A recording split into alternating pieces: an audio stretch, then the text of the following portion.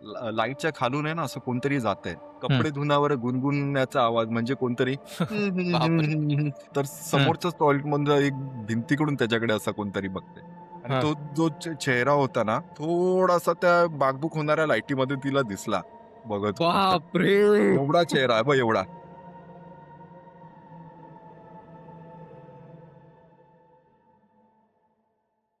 तर राजेश, आजच्या कट्ट्यामध्ये तुझं खूप खूप स्वागत आहे. आणि धन्यवाद संकेत. सेशनमध्ये तर तू कायमच आमचं मनोरंजन करत हं. आलेला आहेसच आणि त्याची खासियत अशी की एकतर तुझा भारदस्त आवाज आणि वेळोवेळी मी तुझं कौतुक केलंय त्यावरून. तर आज आमच्यासाठी असे कोणते अनुभव घेऊन आलेस तू?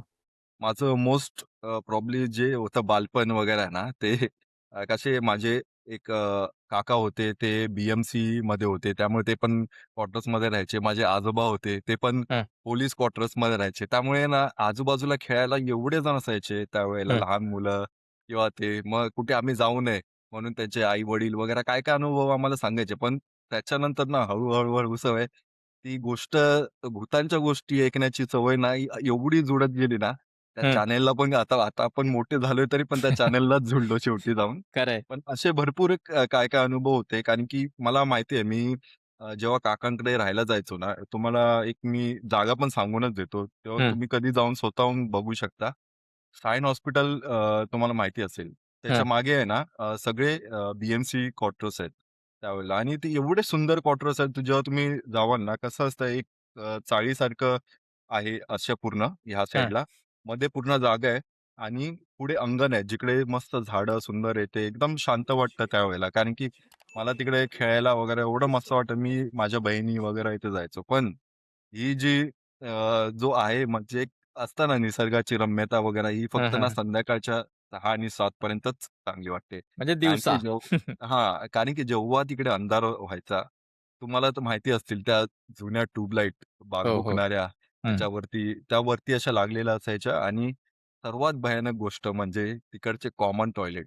हां. तिकडे त्यावेळेला घरामध्ये टॉयलेट नसायचे. नव्हते. एक कॉमन टॉयलेट बाहेर दिलेले असायचे. मला अजून पण आठवते मी जेव्हा रात्री तिकडे झोपायचो आणि ना तिकडे बाहेर खिडकीतनं ना बाहेर अशी लाईट चालू दिसायची. हं. रात्री मला अशी सवय की गोधडीतनं असं एक झाकून बघायचं वगैरे. हं, हं, हं. त्यावेळेला ना असं वाटायचं की त्या लाईटच्या खालून आहे ना असं कोणतरी जातंय. हं. त्यामुळे ना एक सावली अशी कमी जास्त होत असते. असं असं मला जाणवायचं की कोणतरी बाहेर चालतंय वगैरे. पण मी लहान होतो आणि त्यावेळेला भरपूर कोणतरी ये-जा करत असेल. पण मला एवढं माहिती आहे की ती लाईट खूप उंचावर होती. हं. एवढ्या उंचावर होती, त्या उंचावरून कोण कसं जाऊ शकेल आणि एवढा अंधार कसा होऊ शकेल? असाच एक अनुभव मला ना पण तरी माझ्या रात्रीची साधारण म्हणजे मध्यरात्री म्हणतोयस तू जेव्हा कारण हो, झोपल्यानंतर म्हणजे सगळे झोपलेले असतात. मध्यरात्री हां, 1 किंवा 2 वाजता. हं, हं. तरी पण हा अनुभव आहे ना माझ्या वडिलांनी सांगितलेला त्यावेळेला. कारण की त्यावेळेला माझे आजोबा 1971 किंवा 72 ची गोष्ट असेल. हं. त्यावेळेला ते राहायला तिथेच होते. त्यावेळेला काय व्हायचं ते होते सायन हॉस्पिटलमध्ये शेफ. म्हणजे ओके. जेवण वगैरे इथे हं, करतात हं. त्यावेळेला. तर ते मोस्ट प्रोबॅबली ना रात्रीचेच घरी यायचे. जेवण वगैरे म्हणजे त्यांची सगळी ड्युटी वगैरे हे करून रात्री घरी यायचे आणि मग कधी दुपारी वगैरे जायचे. पण त्यांची एक सवय होती, की रात्री घरी आले की पहिलं टॉयलेटला जाणार. हो. टॉयलेटला जाणार, अंघोळ करणार आणि झोपणार.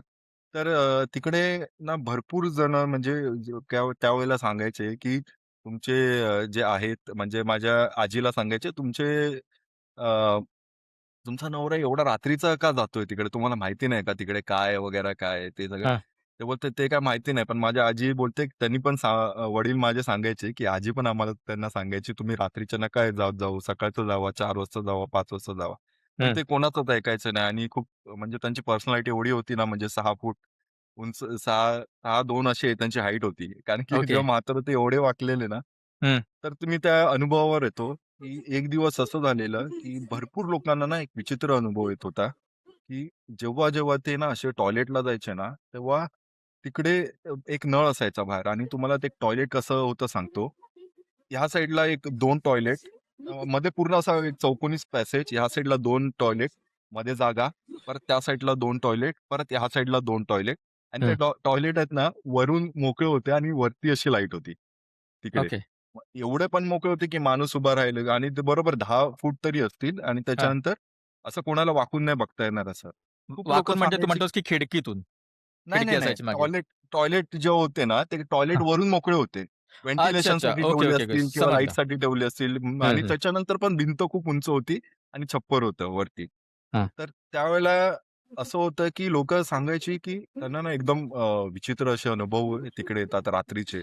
म्हणजे जवळ-जवळ 12 किंवा 1 जायचे. म्हणून खूप लोकं धजत होती रात्रीचे आणि सकाळ झाल्यावर तिकडे लाईन लागायची म्हणून माझ्या आजोबांना रात्री जे खाली असतं तेव्हाच जायला आवडत असेल मे बी. हं, हं, त्यावेळेला असं होतं एकदा ते गेले, त्यावेळेला ना जात होते तर नळ असं होता बाहेर. कपडे वगैरे धुण्यासाठी किंवा काय होण्यासाठी असा एक नळ होता. तेव्हा ते रात्री गेले, तेव्हा परत एक ना कोणतरी कपडे जोरात धुतंय असं म्हणजे आवाज आला. जसे बसले त्याच्यानंतर हं. डायरेक्ट कपडे धुण्याचा अशा बांगड्यांचा कपडे धुत असा जोरात आवाज आला. तर त्यांना काय समजलं नाही. नंतर थोडं एक दिवस गेला बाहेर जेव्हा येऊन बघितलं त्यांनी, ती जागा पूर्ण सुकी होती. म्हणजे तिकडे एक अच्छा. पाण्याचा थेंब नव्हता, काहीच हं, नव्हता. हं, ठीक आहे. हे असं आलं, परत 1-2 असं काय झालं नाही. मग कोणता तरी असा दिवस यायचा आणि परत असा एक फक्त त्यावेळेला कपडे धुवायचा आवाज नाही यायचा. हं. कपडे धुण्यावर गुणगुणण्याचा आवाज म्हणजे कोणतरी हं, हं, हं, बापरे! हं, हं, असं धुतंय म्हणजे असं एक असतं ना, एक मन लावून असं कपडे धुतंय, ते अशा हं, कोणतरी हं, बाईचा गुणगुणण्याचा आवाज येत होता. हं, त्यावेळेला पण त्यावेळेला त्यांना प्रश्न पडला, की एवढी रात्रीची बाई आली आहे, पण तेव्हा ते बाहेर यायचे आणि परत तिकडं सुख दिसायचं. त्यावेळेला हं, ना की त्यांना समजून गेलं, की हा काहीतरी विचित्रच घटना घडते हं, सारखी-सारखी. तरी पण ते जाणं त्यांनी काही बंद नाही केलं. ते घाबरत अजिबात नव्हते त्यावेळेला. हं, एक दिवस असा आला, की ते ना म्हणजे हे करायला टॉयलेटसाठी बसलेच नाही. ते फक्त त्यांनी बादली ठेवली आणि फक्त हं, ना शांत असे उभे राहिले, हं, असे. आणि तो कानोसा घेत होते, की आत्ता आवाज येईल इकडून परत धुण्याचा. तर हं, मी पटकन दरवाजा उघडून बघेन, की काय हं, काय होतंय, काय नाही. त्यावेळेला त्यांनी फक्त ती मे बी तीच एक पर्टिक्युलर रात्र असेल, अमावास्या असेल किंवा कोणतातरी दिवस असेल. त्यावेळेला ते थांबले आणि हं, बादली घेऊन फक्त शांत उभे राहिले. एवढी शांतता, आजूबाजूला जरा आवाज नाही, काही हं, नाही.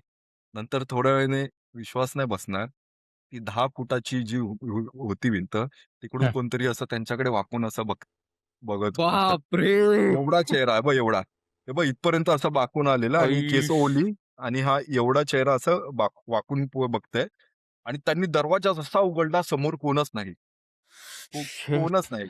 एकदम म्हणजे पूर्ण ब्लँक आणि ती शांतता ना पूर्ण कोणाचा आवाज येते त्यावेळेला. अशी त्यावेळेला ते बोलत होते, की थोडी भीती तशी तशी वाटली कारण की 10 फुटाचं एवढं हां. कोण बघू शकेल? कारण की तिकडे हात नव्हता, काय नव्हतं. फक्त असं उभं होतं. आणि ते फक्त आतमध्ये उभे होते आणि फक्त ते कानोसा घेत फक्त होते. आतमध्ये उभे होते. तर तुला आता समजा माहिती आहे तुझ्या डोक्यावरती आता माझा हो, बघ हात येतोय, माझ्या तोंडावर असा प्रकाश येतोय. कळतं. तर लगेच ते असे कळतं. झाले, तर त्यांच्या तोंडावर असा प्रकाश आला आणि वरती बघतायत. त्यांना एवढंसं डोकं दुखलं अरे आणि इकडे देवा! बाईचा पूर्ण असा केस वगैरे अशी होती. हं, म्हणजे हं, म्हणजे ती ती बघण्याचा प्रयत्न करते, की हा माणूस घाबरतोय काय, पण त्यावेळेला काहीच झालं नाही. हं. आणि हे जी गोष्ट झाली, की त्यांनी सांगितली माझ्या आजीला. आजीने खूप तमाशे केले घरी, की हे खूप जास्त होतंय आणि तुम्ही ना हे असं करायला नाही पाहिजे. तुम्ही उगाच नको त्या ह्याच्याशी कशाला छेडताय ह्या गोष्टींना. या गोष्टी खूप ताकदवर असतात इथे. पण हं. त्यांनी काय ऐकलं नाही. परत एक एक दिवस असा आला आणि त्यावेळेला ते काहीतरी 3:30च्या सुमारास आतमध्ये तिकडे टॉयलेटला गेलेले. तिथे आणि बहुतेक ह्या गोष्टीला परत महिना झाला असेल. त्यांना बोलले, की परत असे काही भास नव्हते आलेले एवढ्या महिन्यात. हं. तर ह्या वेळेला खरंच आता पाणी जोरात हे करत होतं आणि ती त्यांच्या नावाने हाक मारायला लागली. माझ्या अरे बापरे! आजोबांचं नाव सीताराम आहे. हं, सीताराम, सीताराम अशी नावानेच हाक शप्पथ! मारायला डायरेक्ट लागली. हं, हं. त्यांनी डायरेक्ट झालं आणि जोरामध्ये कडी उघडली आणि जसे बाहेर येतायत ना, तशी ती समोर उभी आणि उलट्या म्हणजे असा ते एक टॉयलेट असा होता आणि कशी होती, समोर अशी ही अंगावर अशी धावून गेली. ती हसत-हसत उलटी पळत गेली. अरे म्हणजे तिचे बापरे! समोर असं तोंड, ती वळली नाही. ती हां. अशी पळत गेली मागच्या साइडने आणि हं. जोरजोरात हसत अशी पाठीमागे पळत गेली आणि हां, पाठीमागे ना एक असं झाडं वगैरे होती. त्या हां, साइडला गायब झाली माहिती जोरामध्ये आणि एवढ्या जोरात हसत गेली ते बोलतायत, की मला हिची केसच पकडायची होती त्यावेळेला. हं. बघा आजोबा वगैरे आहेत ते का हे त्यांनी वडिलांना सांगितले होते. पण वडील बोलतात, की आम्हाला हे हसण्याचे आवाज हे ते आम्हाला यायचेच. हं. आमचे कोणते मनुष्यगण नाहीये. पण त्यावेळेला हे असे म्हणजे लाईट कमी असायच्या आणि हे हो. असायचं. पण तो बोलतात, की ती जेव्हा उलटी पळत गेली, हसत गेली, तेव्हा हं. तिच्या चेहऱ्यावर एक एक एवढा जोरात तो राग पण होता आणि एक म्हणजे क्रूरता पण होती ना, ती अशी जोरात हां. हॅ, हॅ, हॅ हसत उलटी पळत गेली. मी विचारलं वडिलांना, "ती उलटी का पळत गेली पण?" हं. त्याचं त्याचं रिझन काय आहे? माझे वडील बोलले, की "भूतं कधी पण जे असतात ना, ते तुम्हाला पाठ कधी दाखवणार नाही त्यांची." पहिली गोष्ट अच्छा. आणि हे असं असतं, की आजोबांना असेल तिचे केस पकडायचे. कारण की कधी-कधी म्हणतात त्यांच्या केसांमध्ये जी ताकद असते, त्यांचे केस हातात आले किंवा ते तुमच्या ह्याच्यात येतात, की हं. तुम्ही कोणाला त्यांना काबूत करू शकतात. ऑफकोर्स बरोबर. त्यांना केस पकडायचं हे नसेल, पण जेव्हा आपण मनापासून घाबरतो, तर समोरचं ना ते जास्त घाबरवत राहतात आपल्याला. हं. असं असतं. तर हा एक अनुभव होता आणि ते मला सांगताना त्यावेळेला मी एवढा घाबरलेलो. त्यावेळेला मी जेव्हा मग रात्रीचं हां. केव्हा मला प्रेशर जोरात आला तरी ना, मी कधी नाही गेलोय तिकडे. नाही, पण कारण की मला सिरियसली म्हणजे यात जंप स्केअर्स इतके होते या अनुभवामध्ये. हां. एक तर मी ते एक्स्पेक्ट केलं नव्हतं, की म्हणजे आजोबा जर हं. कानोसा घेत होते आणि बाहेरून कोणीतरी त्यांचा कानोसा घेत होतं आणि ते वरतून हां. बघत होतं वरती आणि दुसरं आणि तू म्हणालास, की ते उलटं जी ती धावत गेली ती लिटरली माझ्या डोळ्यासमोर आली, की ती अशी जाते एकदम धावत आणि एकदम तो खतरनाक होता आणि त्यावेळेला ना म्हणजे मला अजून पण आठवते तो पिवळा प्रकाश, जे हं, जुने घरं तो पहिले कसे 60चे बल्ब असायचे वगैरे हं, तो हं, तो प्रकाश तू विचार कर त्या प्रकाशामध्ये या सगळ्या गोष्टी बघतोय आपण. आता तर कशा व्हाईट लाईट्स आहेत हो, वगैरे. पहिला तर या सगळ्या गोष्टी पण तू आता पण ती जाऊन जागा बघशील ना, हं, आता अजून पण बघ मी कधीतरी किंवा आपण जाऊ वगैरे. ती हं, जागा अजून पण एवढी भयानक वाटते. आता मी बरोबर 3-4 वर्ष गेलो नाही तिकडे. हं. कारण की आता माझे काका नाही राहिले त्या जगामध्ये. पण अच्छा. ते पण बी-एम-सीमध्येच होते. हं. पण आत्ता जे जायला चान्स आहे. पण मी आत्ता जर जावं आहे नक्कीच आपण एकदा बघून येऊया ती जागा अशा एक आहे. संध्याकाळी जाऊ. संध्याकाळच्या नंतर म्हणजे शक्यतो रात्री संध्याकाळी आहे, बघूया रात्री कसं हां. आता बहुतेक खूप डेव्हलपमेंट झाली बदल पण असेल झाला काय असेल. माहिती. हां, हं. पण एकदा मला तर नक्कीच बघायचंय तिकडे अजून काय आहे? कारण की झाडं वगैरे भरपूर होतं आणि हं, हं. बघू नंतर. आणि हं, तुला आठवत असेल, तू सेशनमध्ये अजून एक अनुभव सांगितला होता, जो माझ्या काय अजून लक्षात आहे. एक हं, चाळीतला एक अनुभव सांगितला होता. काहीतरी चाळी रिकाम्या झाल्या होत्या आणि तिथे कोणीतरी हं. राहायला आला होता. तर तो एक हो. सांग ना? हां, हां. तो तर आमच्या इकडेच आहे. तो ॲक्चुअली त्याची ना रिडेव्हलपमेंटसाठी गेलेली खोली. तर हं, म्हणजे कसं असतं आमच्या इकडे माहिती आहे काय, जे बिल्डर आहेत ना, ते रिडेव्हलपमेंटसाठी जेव्हा करतात ना, तर काय-काय जे भाग असतात, त्यांच्या खोल्या तोडून जातात. कारण की तिकडे मेन बिल्डिंग बनायची असते. आणि हं, काय-काय खोल्या असतात ना, तर त्यांचे जे वर्कर लोकं असतात किंवा काम करणारे लोकं असतात, बहुतेक जण त्यांना राहायला देतात त्या हं, खोल्या. तर एक तुला पण माहिती आहे की पूर्ण जिकडे चाळ वसलेली असते, जी सगळी लोकं वगैरे असतात. पण जेव्हा लोकं सोडून जातात, ती चाळ पूर्णच भकास होऊन जाते हो, हो. त्यावेळेला. म्हणजे तुला असं असं वाटेल, की आता ह्याच्यामध्ये काय आहे? कारण की हे एक होता असा, मला चांगलं होतं. ते तिकडे त्या साइडला टॉयलेट त्यांचे बाहेर होते. हं, इकडे या साइडला. इकडे चाळी 2-3 असा तुटलेला आणि तिकडे पूर्ण ढिगारा लागलेला असा. आणि हं, ह्या साइडला ना 2 चाळी अशा लागलेल्या आणि ज्या समोरासमोर होत्या. हं, 1+1 होत्या त्यांच्या. तर माझा मित्र जे होते तो काहीतरी इकडे कामासाठी आलेला. तो राहायला बदलापूरला आहे. हं, तर इकडे कामासाठी आलेला. तर त्याला इकडे राहायला दिलेलं असंच. भाडं वगैरे काही घेतलं नव्हतं. ओळखीचे होते म्हणून हं, हं, असाच हं, राहायला होता. तर असं होतं की मे महिन्यात ना त्याच्या घरातले बहुतेक जण बाहेर गेलेले त्यावेळेला हं, आणि हा असाच घरी वगैरे असायचा आणि वरची रूम जास्त वापरत नसायचा आणि समोरच्या खोल्या आहेत ना, त्या बंद होत्या. म्हणजे कोणी हं, राहायला वगैरे काही आलं नव्हतं. कुलूप वगैरे होतं आणि म्हणजे लोकं भरपूर गेलेली असतात. त्याच्या बाजूलाच एक टॉयलेट होतं. ते बंद हं. आणि ते पण बहुतेक कोण वापरत नसेल कारण की काही-काही खोल्यांमध्ये तो राहत होता त्याच्या घरी टॉयलेट होतं घरी. त्यामुळे त्याचा वापर पण होत नसेल. बाकी वर्कर वगैरे जे कामाला येत असतील ते मे बी एक मुतारी म्हणूनच वापर करत असतील. म्हणजे हो, अशी एक पडीक जागा, जिकडे झाडं वगैरे आहे ते राहिलेली. तर बरोबर. असंच एक तो आलेला, की म्हणजे त्यावेळेला तो एक एक हे होते ना, एक शिडी आणि एक छोटीशी गॅलरी होती आणि हं, समोर पण एक होती, एक गॅलरी होती. तर ना त्याला वरती ना असा आवाज आला वरच्या गॅलरीमधून कोणाचा तरी. तर हा बोलतोय, "हा रूम बंद आहे." तर आणि हा आहे घरी एकटाच. हा हं, रूम बंद आहे तर कसला आवाज येतोय वगैरे. तर हा वरती ना असाच बघायला गेला. त्याला जास्त कोण दिसलं नाही, अंधार होता आणि इग्नोर केलं. आला. मी म्हणलं कोण मांजरी वगैरे ते असतील. आणि त्याच्यानंतर मग एक दिवस असा आला, काहीतरी होता. तो असाच वरती गेलेला. तर हं. ती जी गॅलरी होती ना तिकडे, त्या गॅलरीमध्ये ना ती अशी बाई अशी पाय अशी लटकवत वगैरे अशी त्याच्याकडे अशी बघत बसलेली त्यावेळेला. हां. ती समोरच्या गॅलरीत तिकडे होती ना का त्याच? समोरच्या गॅलरीमध्ये. हां. तो त्यावेळेला एवढा घाबरला, मी म्हणलो इकडे कोण राहत नाही, ही सगळी पडीक जागा आहे ते. आणि ही अशी बघत त्याच्याकडे बघते आणि त्यावेळेला ह्याने आम्हाला त्याच्यानंतर सांगितलेला, की ती हं, 2-3 आहे, की मला असा अनुभव आला आणि ती जागा त्याने सोडली. कारण की हं. ते बोलला, "तिकडे राहण्यात अर्थच नाही. मी हं. कुठेतरी पैसे देऊन राहणे आणि इकडे फुकट राहण्यापेक्षा." आणि बरोबर. ती जागा आता तिकडे बिल्डिंग झाली आहे. तू आता पण हं. बघू शकशील कांजूरमध्ये तिकडे एक मोठी बिल्डिंग उभी राहिली आहे त्या साइडला. तर अच्छा. तिकडे ती जागा होती. असा त्याचा अनुभव होता तिकडे. पण त्या चाळीमध्ये म्हणजे जेव्हा लोकं राहत होती, तेव्हा हं. असा कुठला अनुभव आला नव्हता का कोणाला? मला शक्यतो माहिती नाही, कारण की मला तेव्हाच कळलं, जेव्हा हा माझ्या ओळखीचा मित्र तिकडे राहायला आलेला. आणि हं. त्याला आमचेच जे बिल्डर वगैरे होते, ते बहुतेक त्यांच्यातले काही लोकं ओळखीचे होते ना तिकडे. तिकडे पूर्वी काय असेल, काय नसेल, हे नक्कीच माहिती नव्हतं. कारण हं. की असे भरपूर आहेत, की जो चाळींमध्ये काही घडतं, काही नाही, ते पण कळत नाही. कारण की माझा एक मित्र होता. हं. आम्ही जिकडे राहायचो ना, त्या इकडे चाळी वगैरे तोडल्या. हं. त्यापुढे राहायचा. तो बोलायचा, "मी जेव्हा यायचो ना, तेव्हा मला तुझ्या आवाजाने, तुझ्या नावाने म्हणजे मी तुला हाक मारतोय असं दाखवत होतं कधीतरी." आणि ओह! तो त्यावेळेला कुठेतरी कोणाच्या तर दुसऱ्यांच्याच टॉयलेटमध्ये गेला, तर हं. समोरच्याच टॉयलेटमधलं एक भिंतीकडून त्याच्याकडे असं कोणतरी बघतंय. त्यामुळे बापरे! अशा गोष्टी अशा गोष्टी काही चाळीमध्ये घडतात वगैरे हे हं. बहुतेक कळत नाही. खूप एकदम जुन्या असतात.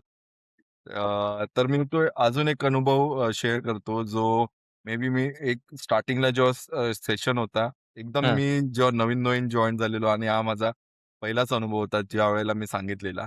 तो हं. मला अजून आठवतोय, कारण की अ, असंच एक कॉलेजची माझी एक्झाम होती. कॉलेजच्या टायमाला 2000 कधी 2000 च्याच टायमाचा अनुभव असेल तो. हं. आणि असंच आमच्या एक शेजारी आहे, तिकडे एक मावशी येतात. त्या भरपूर वेळेला यायच्या त्या इकडे. तर एकदा असं झालं, ते आमच्या घरी आल्या आणि मी असाच बसलेलो. तर माझ्या मम्मीला बोलतात, की "हे घ्या पेढे, आम्ही नवीन फ्लॅट घेतलाय हं. ऐरोलीला." आणि त्यावेळेला ऐरोली एकदम नवी हो. मुंबई एकदम बूमिंग प्लेस होता. ते म्हणजे एकदम चांगल्या एक हं. स्वस्त दरात फ्लॅट वगैरे भेटत होते. तरी मग माझी मम्मी म्हणे, "लांब का राहायला गेलेलात मुंबई सोडून? हं, हं. घाटकोपरला तुम्ही राहत होतात ना वगैरे." नाही ती बोलते, "नाही आम्ही क्वार्टर्समध्ये राहत होतो. त्यामुळे मी म्हणलं, "तुम्ही आता सध्याच मध्ये-मध्ये राहायला गेलेलात ना." तर इथे ती एक टाळाटाळ करायला लागली आणि तिच्या चेहऱ्यावर ना एक भीती वगैरे यायचं करायला आणि ती ना अचानक रडायला लागली हां, एकदम हं, हं. सांगता-सांगता. मी असं वाकून बघतोय. मी म्हणलं, "झालं काय इथे?" वगैरे. तेव्हा ती असं एकदम तिचा गहिवरून आला आणि ती सांगत होती, "अहो दीपाची आई असं-असं झालं आमचं." म्हणजे माझ्या मोठ्या बहिणीचं नाव दीपाली आहे, तर ते माझ्या हं, हं, मम्मीला हं. सगळे दीपाची आई म्हणून जात असतात. तेव्हा ती सांगायला लागली, की तर ती घटना अशी होती, ते त्यांचे म्हणजे जेव्हा पोलीस होते, म्हणजे त्यांची जेव्हा बदली होत असे, त्यावेळेला ते इकडे होते. म्हणजे त्यांच्या गावी होते. नंतर त्यांची हं. बदली वगैरे इथे कुठे झालेली, तिकडे राहायला आलेले आहेत. तेव्हा त्यांना इकडेच क्वार्टर्समध्ये जागा भेटलेली, पोलीस क्वार्टर्समध्ये. तर त्यांचा हं. मुलगा जो आहे, तो एक नाईट कॉलेजला जायचा हं. त्यावेळेला. आणि ह्यांची कशी शिफ्ट वेगवेगळी असायची, कधी नाईट शिफ्ट वगैरे. तर ते ह्यांना एक शेवटचा जो मजला होता, तिसरा, हाच जो हं. शेवटचा होता. त्याच्यावरती एक गच्ची होती. तिकडे राहायला जागा दिली आणि मला एक बहुतेक एक गोष्ट कॉमन आहे क्वार्टर्समध्ये. पूर्ण अशा चाळी, मध्ये टॉयलेट हं. आणि परत त्या साइडलाच चाळी आणि मध्ये एक जिना असतो. हं. लेडीज टॉयलेट वेगळं असतं आणि जेंट्स टॉयलेट वेगळं असतं. तर आणि कसं मी एक एक अनुभवलंय, जे फॅमिली वगैरे असते ज्यांची, त्यांना ना एक खालचे मजले देतात आणि ज्यावेळेला म्हणजे कोण बॅचलर पोलिसवाले वगैरे असतात ना, त्यांना हं. एकदम वरचे मजले देतात, जिकडे जास्त कोण राहत नाही वगैरे. पण खालचे सगळं फुल झालेले. त्यामुळे हं. वरती जास्त कोण नव्हतं फॅमिली म्हणजे फक्त दोघं-तिघं दोघेच होते ह्या हं. फेजमध्ये आणि त्या फेजमध्ये काही जण असतील ते. आणि असं होतं, की ते नवीन-नवीन राहायला गेले. समोरची रूम बंद. त्यांच्या बाजूची रूम बंद आणि 2 रूम सोडून एक पोलिसवाला होता. तो पण एक यंग होता. तो धुळ्यावरून आलेला. त्याची पण नाईट शिफ्ट असायची. त्यामुळे रात्रीचा जो फेज होता तो पूर्णच अंधारलेला असायचा. बरोबर. तर तिचं असं होतं, की जेव्हा नवरा कामावर गेलेला आणि मुलगा पण कामावर गेलेला, तर तिला आता घरी काय, घरी एकटं असताना घर पण कसं खायला येत असतं त्यावेळेला हं, हं. आणि तिकडे एक एक हॉल, छोटासा किचन आणि तिकडेच बाथरूम बस एवढंच घर असायचं आणि तिकडेच त्या हॉलच्या इकडे कोपऱ्यामध्ये एक देवघर होतं. ही हं. एक रूमची रचना होती आणि तुला असं आधीच सांगतो, की ज्यावेळेला ते घराचे दरवाजे असतात, प्रत्येक जुन्या ह्याच्याला जाळ्या असतात वरती. हां. घराच्या वरती त्या जाळ्या असतात त्या मोकळ्याच असतात. हं, त्या एवढ्या उंचावर असतात तिकडून कोण आतमध्ये येऊ पण नाही शकत. त्या फक्तच हं, व्हेंटिलेशनसाठी दिल्या असतील. ही जुन्या घरांची रचना आहे. तर असं होत होतं, की ती संध्याकाळी कोणी नसायचं आणि तिची ओळख खाली नाही त्यामुळे ती खाली पण कोणाला बोलायला जायची नाही, बोलायला काय नाही वगैरे. मग टीव्ही बघत बसायची. हं, तर एकदा असं झालं, की असंच कचरा टाकत असताना ना ती बाहेर कचऱ्याचा डब्बा होता. तर ती बाहेर वाकली अशी आणि कचरा टाकत असताना ती अशीच एक नजर तिने ह्या साइडला फिरवली. हं, तेव्हा तिला कळलं ज्या एक लाईटी होत्या बाकबूक होणाऱ्या हं. त्या ह्याच्या म्हणजे कॉरिडोरच्या असा एक खूप मोठा कॉरिडोर होता ना हो. पॅसेज. त्या कॉरिडोरच्या ह्याच्या बाकबूकमध्ये एक मध्ये कोणतरी असं उभं आहे. त्या हं, साइडला असं.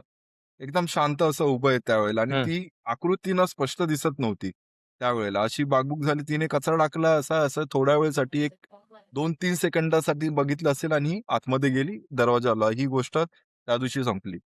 हं, नंतर असंच झालं ही गोष्ट तिने कोणालाच सांगितली नाही कारण कारण की एकदम छोटीशी गोष्ट आहे. कोणी असेल, की त्यावेळेला कोणी येत असेल, कोण उभं असेल काय माहिती हं. तिला तिला काही वाटलं नाही. जागा नवीन आहे. त्यामुळे इकडे कोण-कोण राहतात त्याची एवढी तिला कल्पना नव्हती. मग बरोबर. थोड्या वेळाने परत 2-3 दिवस गेले त्यावेळेला. त्यावेळेला पण तिनं असंच बघितलं आणि त्याच सवयीप्रमाणे तिने परत बाहेर बघितलं. आणि त्यावेळेला पण तीच व्यक्ती तिकडे हं. त्याच जागेवर उभी आणि तिने त्यावेळेला थांबून तिच्याकडे असं बघितलं. असं. ओह! बापरे! थांबून तिचं बघितलं तेव्हा ती जी होती ना, जी पाठमोरी अशी त्या अंधारामध्ये, हां, तिने ना अशी वळून असा तिच्याकडे वळून असं हिच्याकडे बघितलं आणि हां. तो जो चेहरा होता ना, तो असा थोडासा त्या बाकबूक होणाऱ्या लाईटीमध्ये तिला दिसला हं, असा. आणि तो जो चेहरा होता, ती बोलते तो चेहरा एवढा प्रचंड मी असा बघितला, की तो बाईचा की माणसाचा चेहरा तोच समजत नव्हता तिला. म्हणजे हं, असं वाटत होता, की हा अर्धवट असा चेहरा आहे, असा आहे असा आणि ते एकदम अशी फुगलेली अशी आकृती होती अशी आणि हं, असं एकदम विचित्र केस वगैरे अशी आलेली असं. तिने दरवाजा बंद केला. एक तिला विचित्र वाटलं इथे. हं, थोड्या वेळाने ना सगळं शांत झालं आणि ना तिकडे बाहेर असा, असा पायाने धक, धक, धक असा. हं, ते तिच्या घराच्या पर्यंत आलं ते. तिच्या घराच्या पर्यंत तो थोडा शांत झालं. परत एकदम शांतता.